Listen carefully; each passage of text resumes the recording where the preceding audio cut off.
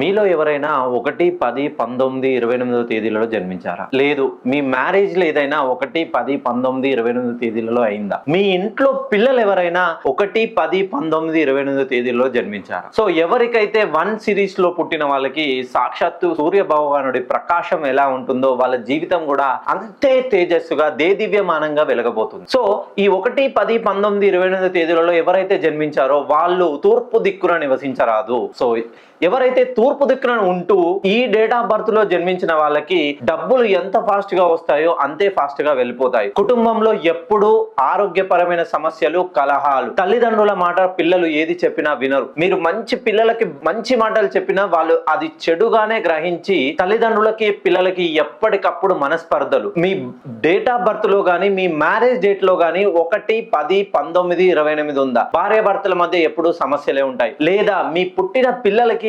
ఆరోగ్యపరమైనటువంటి సమస్యలు వస్తుంటాయి. సాక్షాత్తు 1 సిరీస్ సూర్యుడే కదా, మళ్ళీ మాకు ఎందుకు ఇంత సమస్యలు అంటే మీ పేరులో డెస్టినీ నెంబరు 3, 5, 9 అవ్వకూడదు. సో సూర్యుడికి చంద్రుడికి ఎప్పుడూ పడదు. సూర్యుడు ఉన్నప్పుడు చంద్రుడు ఉండడు, చంద్రుడు ఉన్నప్పుడు సూర్యుడు ఉండదు. మీ పేరులోని సంఖ్యాబలాన్ని ఒకసారి సరి చేసుకొని చూడండి. మీకు ఆర్థిక పరంగా, ఉద్యోగ పరంగా, వ్యాపార పరంగా, కుటుంబ పరంగా రుణ బాధలు ఎవరికైతే ఉన్నాయో మీకు తిరిగి రావాల్సిన డబ్బులు సకాలంలో తిరిగి వస్తాయి. ఇది 100% నిజం.